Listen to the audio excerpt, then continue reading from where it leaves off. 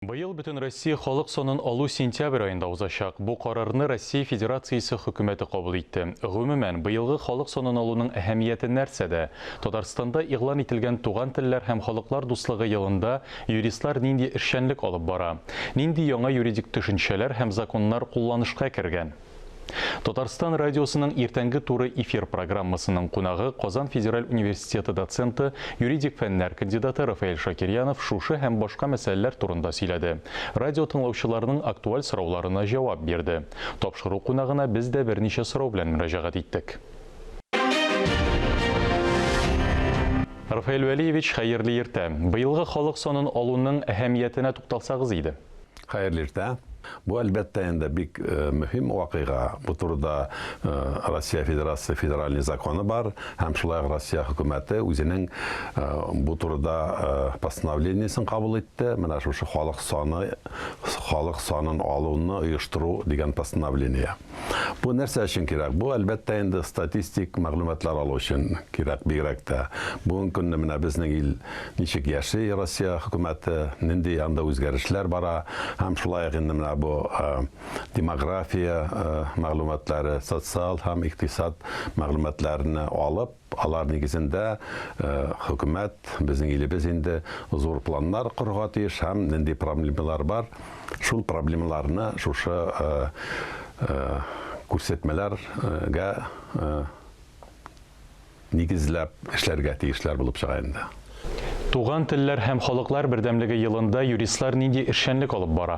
Бүгенге көн безнең Татарстан Республикасында әлбәттә мөмкинлекләр бар, һәм күп районнарда эшләрне татарча карыйлар. Менә безнең илегендә Актаныш районында, Балтачта, Минзәләдә гел татарча карыйлар. Бигрәк тә бу Актаныш судында алар карыйлар татарча. Шулай ук без дә инде менә Казанда, югары судта ул эшләрне татарча карый идек.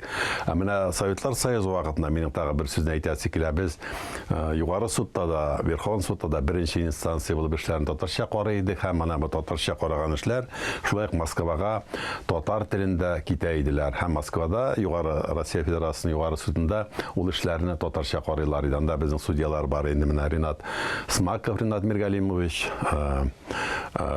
Латыпов Бикжан Даутович Башкириядән һәм Дагестаннан Каримов, алар Москвада Россия Федерациясының югары судында безнең эшләрне шулай татарча карый иделәр. Бүгенге көнне карыйлар татарча эшләрне. Безнең белгечләр бар, кодекслар бар татарчаны. Бер 5-10 ел элегендә безнең Дәүләт Советы җитәкчелегендә күп кенә кодексларны, Җинаять кодексын, Хезмәт кодексын татарчага тәрҗемә итеп, без аларны судьяларга, прокурорларга, адвокатларга тапшырдык. Юридик процессларны, суд эшләрен татар телендә алып бару мөмкинлекләре нинди? Россия фундаменталь тикшерүләр фондының грантын откан идек инде. Һәм шул грант нигезендә Россия Федерация субъектларында милли телдә, дәүләт телендә эшләрне ничек караулары турында тикшердек. Һәм инде үзебез бик күп статьялар яздык. Инглиз телендә, рус телендә, испан телендә, татар телендә.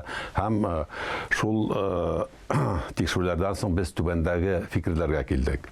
Россия Федерациясында 22 субъект бар, республика статусына ия булган. Һәм инде менә бу bütün субъектларда да милли телдә эшләр карала икән диген белү өчен без аны тикшердек. Милли телдә Россия Федерациясының субъектларында бары тик Татарстанда һәм Якутиядә гына эшләр карала. Якутиядә, ягъни рус һәм якут телендә, Татарстанда инде татар һәм рус телендә. Менә бүтән субъектларда милли телдә шул субъектларның дәүләт телендә эшләр каралмый икән. Менә без bütün субъектларга 22 субъектка хат яздык, һәм алар үзләренең хатында инде безнең исемгә язган хатта әйтеп киттеләр. Әлбәттә алар әйтә инде менә без эшләрне карар идек тә, ләкин милли телгә күчерелгән кодекслар юк, һәм шулай юридик терминнар юк. дип язганнар. Менә без шуннан соң шул үзебезнең эшләрнең нәтиҗәсе итеп Россия Федерациясының гражданлык процессуаль кодексын татарчага тәрҗемә иттек. Һәм шулай ук без анда бирдек инде юридик терминнар сүзлеге китапның азагында. Һәм бу китабыбызны инде Москвада чыгарып юристларга, судьяларга бирдек. Эштә куллану өчен. Җәмәгать хөкемдары төшенчәсен һәм вәкаләтләрен аңлатсагыз иде. Җәмәгать судьясы безнең Россия Федерациясының гражданлык процессуаль кодексында каралган анда 23 статья. Ул статьяда әйтелә инде менә җәмәгать судьясы, җәмәгать хөкемдары сез әйтмешли, нинди эшләрне карарга тиеш. Анда җәмәгать судьясы суд буйрыгы, судебный приказ бирә, һәм инде катлаулы булмаган күп кенә эшләрне карый. Шулай никахны айыру, бракоразводный, шулай алар ир белән хатын арасында милекне бүлү буенча аларның инде милекнең хакы 50 меңнән дә артмаса, һәм бүтән төрле эшләр менә шушы законда 23 статьяда каралган эшләрне җәмәгать судьясы карый барысында. Русча әйткәндә мировое соглашение, ягъни үзара килешү төшенчәсе нәрсәне аңлата? Менә үзара килешү, мировое соглашение ул бик зур проблема. Судьялар өчен дә, хөкүмәт өчен дә, халык өчен дә. Чөнки менә әле генә 9 февральдә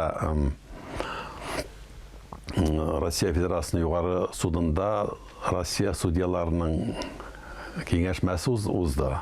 Анда безнең Россия президенты Путин да катнашты, һәм шунда безнең Россия Федерациясының югары судының председателе Вячеслав Михайлович Лебедев әйтеп китте. Менә 2020 елны Россия Федерациясы судьялары тарафыннан, суды тарафыннан 38 миллион ярым эш каралган. Bütün bu cinayet işleri, administratif işler, gражданлык işleri karalgan diye әйтте, һәм bu indi бик зур сан. Менә bir елда гына 2020 елда гына эшләр 3 миллион ярымга узганнар.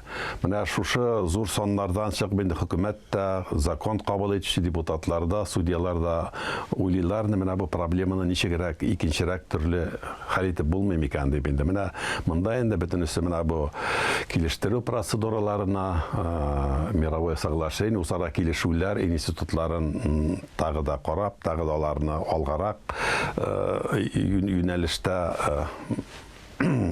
юнәлештә эшләтеп, менә бу әзрәк судьяларга булган нагрузканы әзәйтеп булмас микән. Менә яклар судка киләләр, әйтик, үзләр бәхәсләре белән. Булар инде судта эшне караганда судья аларга тәкъдим итә, или яклар стороны үзләре шундый фикергә киләләр. Эш буенча суд карары түгел, үзара килешү төзергә. Мировое соглашение була инде русча әйткәндә.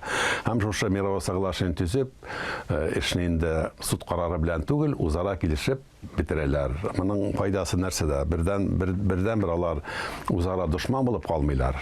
Икенчедән суд карарын үтәү икенчерәк, тизрәк була. Чөнки суд карары үтәү үзе бик зур проблема. Әйтик инде бер кешедән икенче кешегә анда күп акча эзләп алалар, әмма дә ләкин бит аларны ул суд карарын үтәтергә кирәк. Менә үзара килешү булса, мировое соглашение булса, әлбәттә инде булар үзара килешәләр. Суд килештерү дигән институт бар. Судебное примирение була инде русча.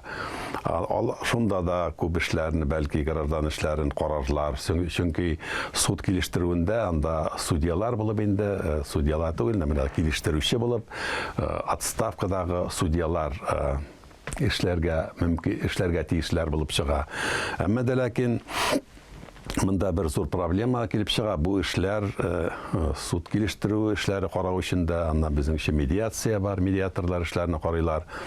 Ул эшләрне карау өчен кирәк безгә законны үзгәртү. Менә бу Россия Федерациясының гражданлык процессуаль кодексында булсын иде статья, әйтик шул статьяда язылган, менә шундый эшләрне суд, район суды, җәмәгать судьясы түгел, суд килештерүчесе яки медиаторлар карый дип әйтсәләр, бәлки менә бу өлкәдә килеп чыккан проблема да шешелер иде.